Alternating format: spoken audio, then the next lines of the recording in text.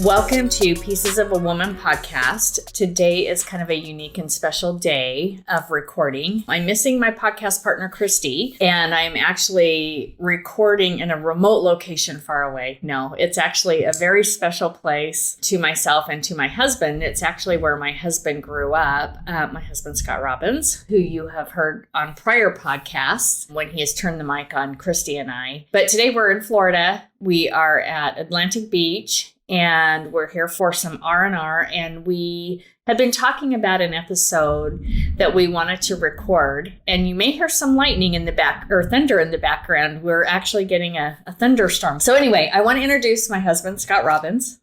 Hello.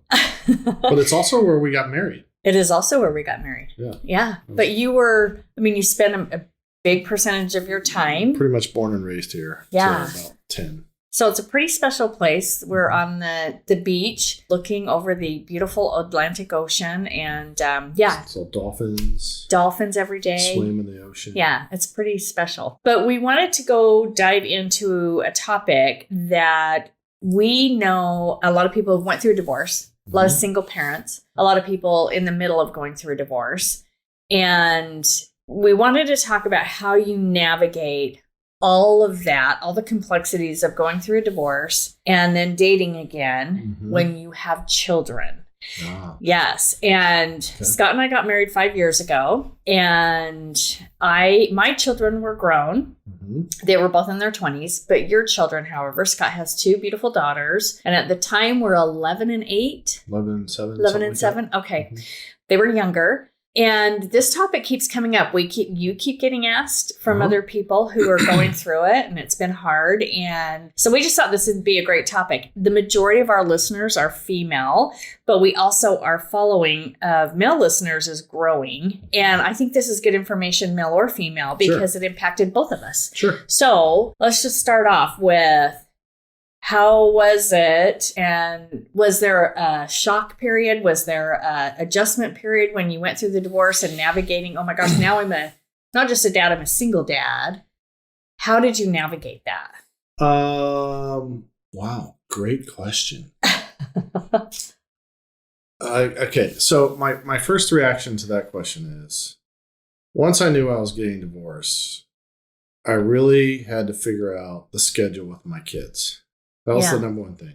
Figuring out how many times I was going to see them with their mom and all that stuff. And once I had that, I knew once I knew that I was going to be able to see them consistently on a regular, weekly, daily basis, I knew I was going to be okay. So, I mean, did that become a priority of yes, how often I'm going to see my children? Yes. Because divorce is not fun for anybody. Yeah, everybody does it differently, and I know. But I mean, we had a arrangement with my ex where we literally saw the kids almost every day, whether it's just a pickup from school or drop off at school, or they're staying with me or they're staying with mom. Almost every day we made that arrangement, so we were pretty lucky in that, and that was a really nice thing. Even if it's a 15-minute drive to school, you still got to see your kids. You still knew they were studying hard for the test. You knew what was going to happen or whatever it was. So I was very appreciative of that. Was a lot of the reason behind that so to keep as much normalcy for the kids too, so they saw you both every day? Sure. Okay. Yeah, and that was for myself, my ex, and I think for them. They wanted to see us. Yeah. And luckily, we lived fairly close. We could make that happen. It's not like we lived, an hour away. So, to answer your question of what was it like? Yes, there was a shift of, it's a Monday night and you're all alone. You have to take some time just to figure out that's the new normal. And I think that's key in anything. You have to take some time to figure out, this is how it's going to be. And sometimes you're like, this is okay. I like being home on a Monday night by myself. I'm fine with it. And then other times you're like, man, this kind of sucks.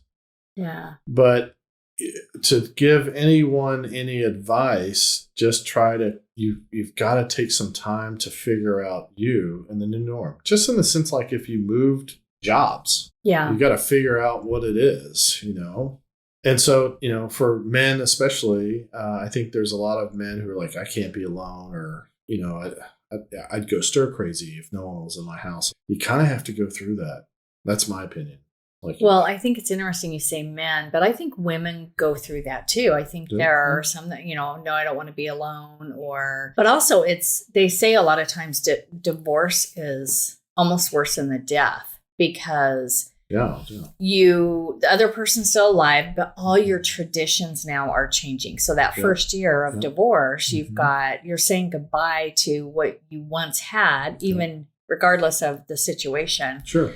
So you're still mourning. There's still a mourning of, wow, and how did you handle the responsibility? Or I know for me as a mom, like getting divorced and, oh my gosh, I wish I could make it work for my children. Did you ever have any of that of like, should I just make it work and stay in a marriage because it'd be better for my kids? Or did you know? You mean prior to getting divorced? Right. Oh, sure. Right. Yeah. I didn't know if you were want to go down that road. No, there was a long time that my ex and I were really trying to work on things. Uh-huh.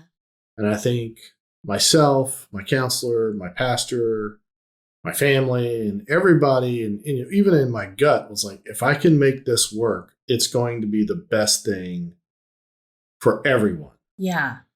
And, my ex and I really worked at it.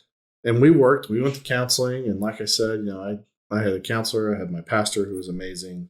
I knew that was the best path if we could do it. Yeah. And for a good, 18 months, I committed to doing it and researching and doing homework and reading books and all that stuff. Because, that's the thing is, you don't want to wake up one day without having your kids there. Yeah. I mean, that was my fear of I'm going to wake up and my kids aren't going to be in the same house as me. Yeah. But so I committed to doing that. And I mean, we worked on it, and not to get into details, we just realized it wasn't going to work. Yeah. Just didn't work. And then once that occurred, I had to figure out, okay, then what is going to be my new life? How am I going to see my kids? Yeah. And once I had that piece of the puzzle figured out, I was like, okay, I'm going to be okay. The kids are going to be okay. I'm going to see them pretty much every day. Let's roll. That's awesome. So you did that. Did that. Was there anything during that time when you first moved out on your own and you're raising your girls or being a single dad, and now she's a single mom, but you guys were co-parenting, but was there anything that surprised you about it? Or how did you make it work with your busy schedule and trying to navigate? Because now it's all on you when you do have them. How did you navigate that? Well, the scheduling thing, I mean, it takes two. I mean, you still got to raise these kids together. So there were schedule things in the beginning that we thought we could make happen. And then after a month, we go, hey, this isn't working. Yeah. What if we swap it this way? And my ex was, yeah, hey, that would work. And, or whatever it is. But yeah, you are like a single parent. And if it's your day to pick up the kids at 3:00 and I'm showing houses at 2:30, thank goodness for some after school daycare. Yeah. Because I'm like, there's no way I can be there by 3. And you just had to kind of adjust. But like I've said this before, when I was on my own, I put my kids' schedule in my phone, my pickup, doctor's appointments, dentist appointments, volleyball games, volleyball practice, birthday parties. That all went into my calendar before. Yeah. Everything. And you worked around it. And I worked around it. I mean, you have, thank heavens you had the career that you could do that. Yeah. But that is great. It's still hard once it kind of the reality hits you. So, okay, so you're divorced, you're living on your own. Mm-hmm. And now what happens to your social life? What happens how did you navigate? Okay, now, I mean, I kind of know, but how did you go, okay, now I'm going to start dating, and how can I incorporate this life into being a single dad? Well, before my first thing that popped on my brain, one of the hard things is you lose friends. Oh. You used to do stuff with couples. Yeah. And unfortunately, some people go into her camp and some people go into your camp. And that's just the way it is. And it's really unfortunate. And you say we'll be friends, but you're not going to Cabo together. I mean, and that's sad. You hate to lose that, but you do the best you can. And, unfortunately some friends got to pick somebody. Well, it's an adjustment for everybody. It's an adjustment for everybody. But then the dating scene, I mean, it's not like I was ready to go get married again.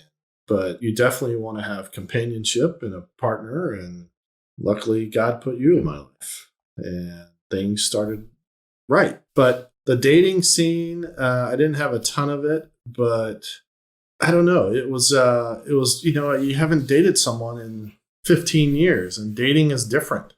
So different. And I never did the electric or Bumble or online thing. Never online did that. Too. All the apps. But I think the other aspect of it, and kind of what you were asking me earlier, is like, okay, how do you introduce a woman to your kids? And I think it's a huge mistake of what guys and maybe some girls are doing. Of they start dating a woman after 3 dates and they go, hey, let me meet the kids. I'm like, I think that's hard on the children and it's hard on the people. I mean, when you introduce kids, they're looking to them as a mother or fatherly figure. Well, I want to get into that a little bit more, but before answer this, so did you think about, did you actually, I guess, consciously think about, okay, how am I going to date? And then when I start dating, am I going to just do it on the time I don't have my kids? Yes, it okay? Totally. So you'd already really thought about that. I already knew that. Yeah. Like I think I've told you, Tuesday, Wednesday, and Saturday nights, I had my children. Yeah. So I only went on a date on a Friday night. Yeah. Saturday night was, my priorities were my kids on Tuesday, Wednesday, and Saturday night. And that's goes to work. Same thing. I didn't go on appointments Tuesday, Wednesday, or Saturday night when I had my kids. You really blocked out time. Just not available. Yeah. Unfortunately. And that didn't really hurt my business. People said, oh my gosh, you didn't work those nights. I'm like, yeah, but you can work other times, other nights. I can show you at 2 instead of 5:30 or whatever it is. But that schedule is set in stone. I just can't do it. Well, I would say this. We know a couple of people who have been single parents. Mm-hmm. A good friend of ours, Shane, who years ago was a single dad, and he always talked about, and I admire it so much because he just said, when I had my son, I had my son. There's nothing else that got in the way of that. Totally. If I wanted to date, if I wanted to, have fun with friends, it never interfered with that time when I had him.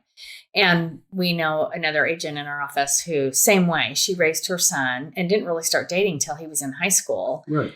And I think that's a really beautiful sacrifice. I know some people may feel differently, but I think their focus was, look, I just want to raise this child. I don't need to mix these worlds up too soon. Yeah. And that's not that you can't. No, but I think like I said, for me, they've already been through a breakup. The kids have been through a breakup. And then to bring another world into it, man, it just takes time. Yeah. And they're gentle creatures and they're already, their parents are broken up. I know there's emotional scars on that end and you don't want to bring somebody into the fold where in 3 months it could be, well, that didn't work out. Yeah. What message does that send? Yeah. Well, then the next person coming in, they're like, well, we're not going to get attached to her because you'll be gone in 3 months or 3 weeks or whatever it is. I think it's really, for guys who say I can't be alone or single, you cannot be introducing another partner or woman into the kids world until you this is going to work out or this is a really good one here. Yeah. And but even if you find the diamond in the rough the first month of being single, you got to take some time and slowly incorporate that. You can't just jump right into it. Yeah. I just think that it's emotionally damaging to kids. That's me. That's my opinion. Well, I think it's awesome. I know everybody's got their approach and I think it's great. You were being sensitive to not, letting your kids grieve the divorce. Yeah. Even though you guys were really amicable and co-parenting really well together, which I think is a huge plus because it's bad enough parents get divorced, but then when they're divided.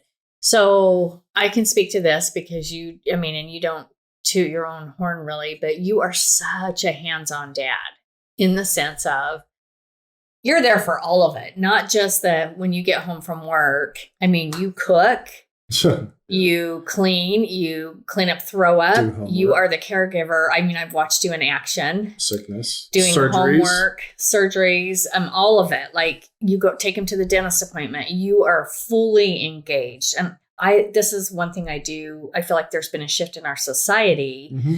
over the last, I don't know, maybe it's longer, but definitely 10 to 20 years where men are so much more involved on the day-to-day stuff. And you have a lot now where women's careers have really taken off and the men maybe Sure. stay home. And I love that we're open to all different styles of Yeah. parenting. But you were definitely super hands-on and you are super engaged with your girls. So, I think that's the only way I know how to do it. I mean, like, but it's not just always easy for everybody. no, it's not easy, but like, just like with anything, once I'm in it, I'm doing it. Yeah. I mean, I'd go to the doctor appointment and they'd say, we'll see you in 6 months. I put it in the calendar. Great. We'll be here in 6 months. Same Yeah. thing with dentist. Sydney's had a couple surgeries, just not, for whatever. And I mean, I'm there in the emergency room. Like, yeah. Well, I want to say something because I think to people who are any of our listeners out there who are going through a divorce or have just went through a divorce, it's such a readjustment in your whole life. But taking the time to really work on yourself and what do I really want going forward. But I want to say something about when we started dating, Okay. which I thought was really great. And the one thing when I soon discovered how passionate of a father you were and how much you loved your girls. And for a woman who is looking to find a mate, that was a quality that I really, really admired. You were such a loving father. And the fact that they were a priority and you made no excuses about that is a very attractive quality. See, thank you for saying that. I mean, that means the world to me. But I would think there might be other people who go, he's too vested in his kids. He's not giving me time. Did you ever feel that?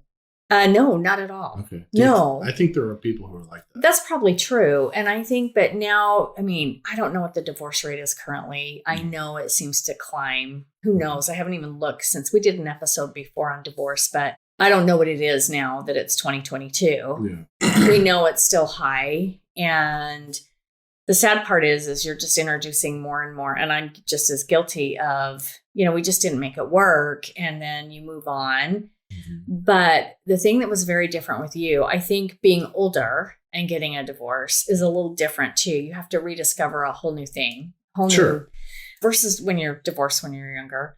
What do I want in a partner? What really matters? Ooh, that's good. I could do a whole podcast on that. For sure. But the thing that I was one of the qualities was that you were such an amazing father and you were so hands-on. Like I had so much respect for that because it's just it doesn't come natural to everybody and it's not a judgment. It's just everybody's life is different. Sure. But I admired it so much. And then as we started dating, like you were not quick to introduce me to your children. No. And I love that. But we had I don't think I met the girls till about 8 months after we had been dating for about 8 months. Yeah. And we knew things were good, getting more serious. Yeah. More serious. I was never going to get married again. But you had asked me a question and I want to talk about this because I don't know that a lot of people talk about it. Okay. And you really set me back. It was a great question. Do you remember when I said it? I do. Okay, I want to hear that. Keep going. I do, but I remember asking the question. I want you to tell our listeners the question. I asked Deanna, this is after knowing that we're together and want to be together. I said, are you ready to be a stepmom? And I need to know that if you are, I need to know that you're in. And if you're not, that's okay too. But that's not going to work for me. Yeah. Because I don't want to ever hear her say, well, those are your kids. Yeah. These are our kids. Yeah. And you've already been through 2 sets of kids. Yeah. And four teenagers. 4 teenagers, and yours were out. Yep. And I'm sure there's a little bit of you going, man, I am done. There was a lot of me. And and then here I come tooting along. I mean, it's not like they were 16 and 18. Right. I mean, we're going through puberty again. We're doing long division again. Yeah. Like all of dances. All the stuff. I need a partner, and I knew that I need a partner, and you just kind of said it earlier. Knowing what you don't want is almost as important what you want. Yeah. I knew I didn't want someone who was kind of on the sidelines. I needed a partner who was vested. And so I asked that question of you. Yeah. Where was it? I can't remember. At the duplex. Yeah. Okay. You were living in your duplex. Yeah. And this is before I met the girls. So yes, it was. I think it was a really good question. And how long did it take me to respond? A week. About a week. Yeah. So it was a really great question, just because my kids were in their 20s, it's made me step back and really think, because, when you're in that first phase of a relationship, everything is awesome and you're just in it and you're like, at the moment you'll do anything. And that question really made me pause and go, you owe it to him to be honest. Mm-hmm. And if that means you're not going to have a relationship with him, then that's what it's going to be. But you've also got to be honest with yourself, because it's easy to accommodate in the moment and go, God, I really feel like we're going to make it work and I love him. But I am grateful. It was really hard at the time when you asked me, but I'm really grateful you asked me. So I would just encourage people to do the same thing. Like, do you really want to take this on? And you having a clear definition of what you wanted a partner, you wanted to create another family. You didn't want us to have two separate, you wanted us to blend and become one. Yeah. And that was so beautiful. And the reason it took me so long to answer is, yes, I had just raised 4 children. Yeah. And and look, I didn't have a book on how to raise kids. Like, I was the youngest in my family. And I think parenting is the hardest job on the planet. Without a doubt. But the thing that I knew is the fact that you and I could communicate really well. But the other big thing there is a leap of faith, but I think it was clear communication, transparency between both of us. Mm-hmm. Me saying, hey, I can be a step parent, but I also am going to step back. Like, I'm not going to try and come in and be a mom. I'm not going to try and, I want to be part of it, but I need to step back. You're not going to be first string.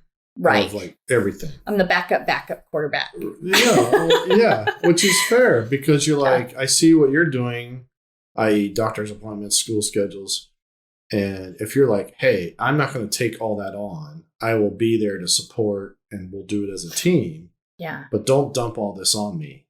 Well, it wasn't so much that, but the other caveat to that was you and your ex had a really good co-parenting.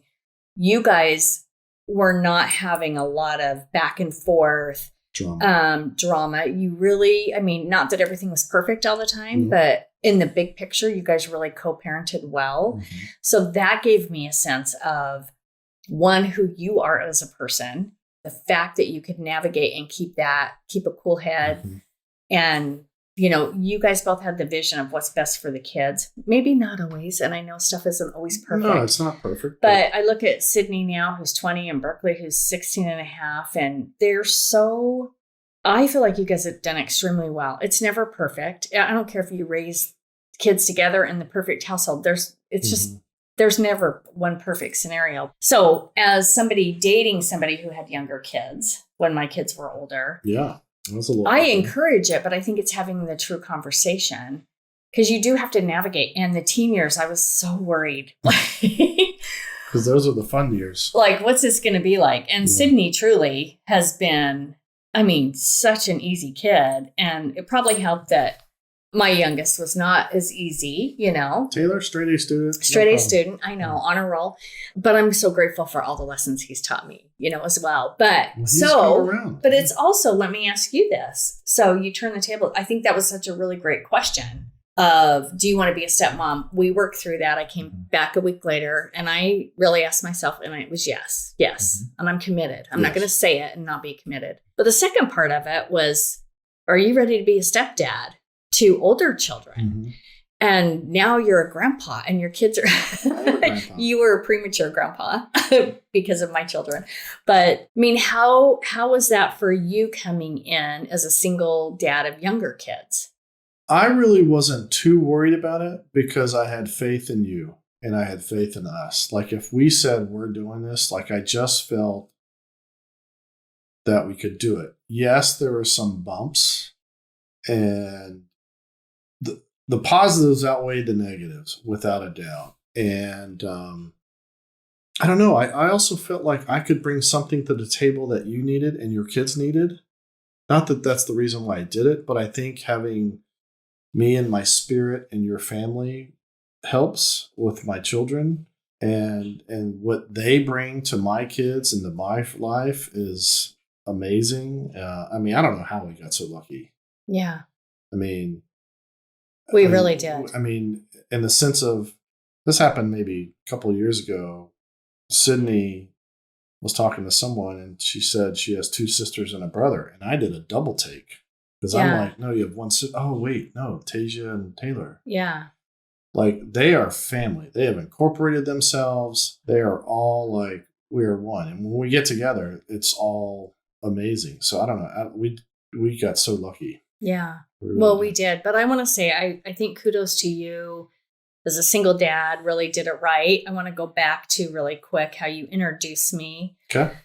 Because it had been about 8 months, I want to say, that we'd been dating, and you were gearing up. Like, you gave everything a lot of thought, and you had a lot of conversations with your girls. You told me, you sat down with them and said, hey, I'm dating someone. Talk about that. How did you have that conversation? I think they might have known that I was dating someone, and I don't know how either. I don't know.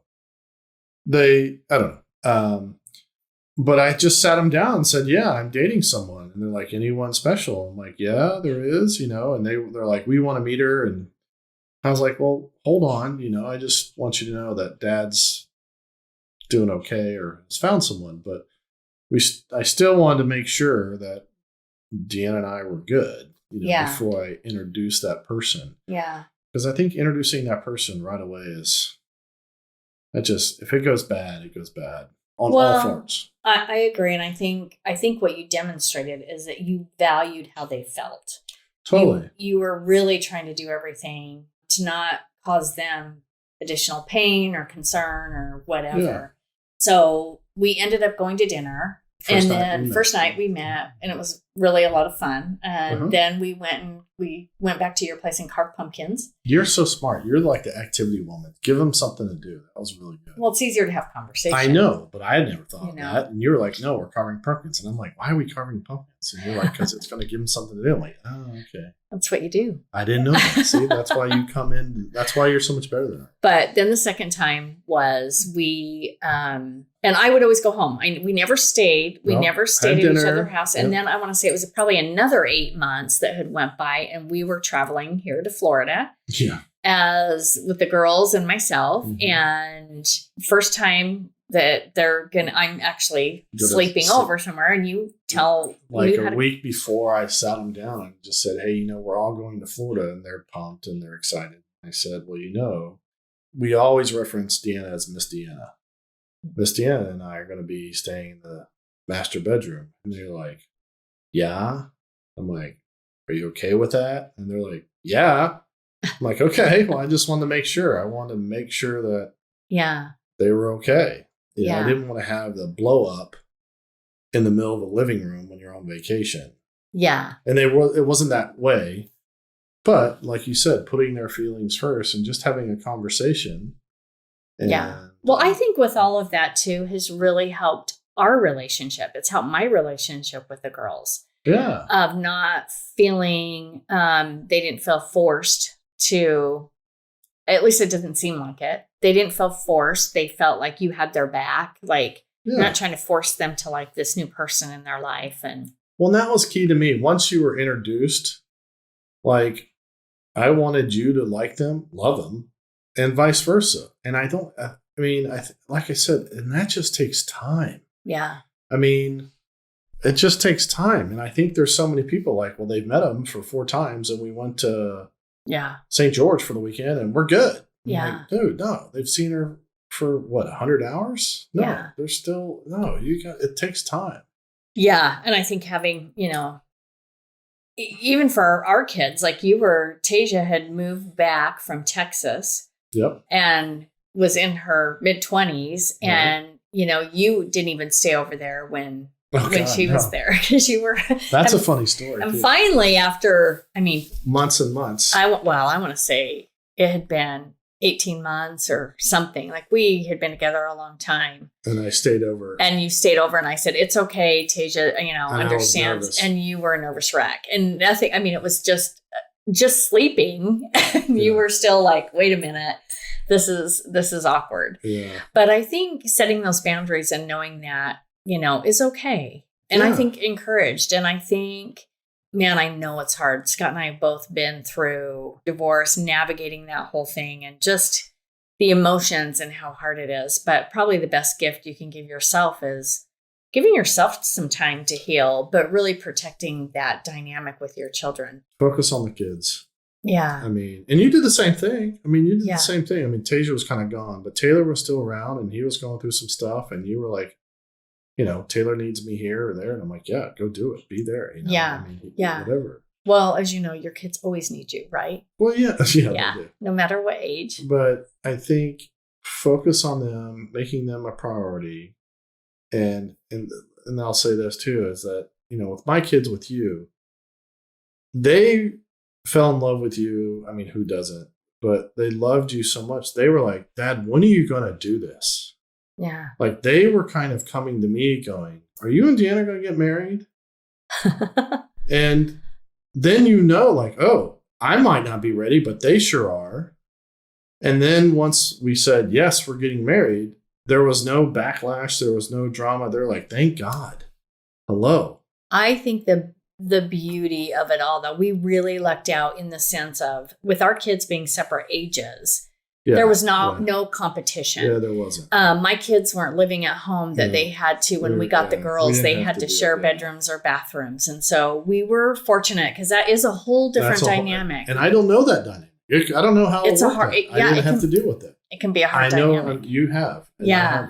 And so I think with that is, we had a lot of good things that I get. This whole conversation really is to spark men and women, if you are finding yourself in that space, to just maybe think of some questions that I would have never thought about. Hey, do you really want to be a stepmom again? And him proposing that question to me, or the other way around, if my children were younger, do you really want to be a stepdad? I mean, are you really going to take these children on? And I don't expect you but to love them as your own. I think that has to grow organically. It does. But also just how are we going to do this together? Because you find yourself, and this is a whole nother topic of now once you do blend a family and the dynamics of how you navigate it with exes coming into the picture, navigating children coming in and out of the picture. I mean, that's a whole different topic, right? This is really just a conversation meant to inspire somebody that if you're dating or you're dating people with children, to really know deep down with yourself, what is it you want or what is it you don't want? And asking somebody that question, because we have seen it recently. Well, we have. And I can bring up another story about knowing what you don't want. Yeah. There was an opportunity for you career-wise that came up when we were dating. Yes. And I'm not going to get into details, but you could get a significant raise. Yes. But you were going to be gone. Traveling a lot. Like 12 days a month. Yeah. And I said, this is an amazing opportunity. And again, it's knowing what you want and don't want. I don't want that as a partner. Mm-hmm. I want to support you. I love you. This is going to be an amazing deal for you. But if you think, I don't think I can do that, have you do that, and us be together, because that is not what I need out of a partner right now. I'm already a single dad. And to have a single partner, and that was a hard conversation but it was like, I just got to tell you this. This is what I'm thinking. I'm open to having a discussion about how we try to work through it. But my first reaction was, man, I don't know if I can do that. Yeah. Yeah. And I mean, it was a really hard conversation because I wanted your career to go off and make money and get accolades, and I support you and I wanted you to like succeed and do great things. Yeah. But I think based off of what you came out of too, you wanted somebody, I wanted a partner. You wanted a partner. Be here. And I mean, but having that discussion, that was another discussion of like, I just can tell you, I'm not feeling good about that. Yeah. And we weren't married. We were dating. And you go Yeah. like, hey, I'm doing it. Okay. I love you, but go. But Yeah. And that's hard. It's hard. So. Yeah. Those are the conversations that I think are so important when you're dating or when you're looking at blending a family. We've just seen a few that have blended too quickly. Yep. And it died and then blended again too quickly. And there's just so much confusion and frustration, I think. Mm-hmm. But honey, I just admire you. You know that. I admire how you have always handled it. I've admired how you handle really hard conversations. And I think the biggest thing is you've got to not be afraid to have those hard conversations. And the truth is, it may not be what you want to hear, but at least you have the truth. And there's your sign of, but once you know where you are and what you want or don't want, it's really easy. It is easy to make the decision. Yeah. So, but no, this has been a great conversation. We could go on and on for talking about the navigation of, divorce and parenting and step parenting and was it throw up, menstrual cycles, and boys. I could get some good insight on that. Well, before we leave though, we've been talking about being a single dad and just navigating that process, but what does it mean to you to have your girls, to be a father? Like, what does it mean to you? I mean, first of all, I love my girls. I mean, I love being with them. I love hanging out with them. I'm so proud of them. They're so different in so many, they're just total different. They're different human beings. But I want to see them grow. I want to see them succeed. I want to see them prosper and just find happiness and love. And to kind of like, man, I had a say in that. I had a part in that, this is probably a little ego thing, but when you sit there and go, when your daughters find a mate, you want to hopefully think that they look at me of like, that's how I want to be treated, or that's how dad treats Deanna. That's what I want out of a relationship. To be an example for them of what a good, healthy relationship is. You're going to do that for the rest of your life. Yeah. That's a huge responsibility. Man, you're making me sweat here. But, you're the guide and they're looking up to you and they see your flaws. They see everything. And it's a big responsibility.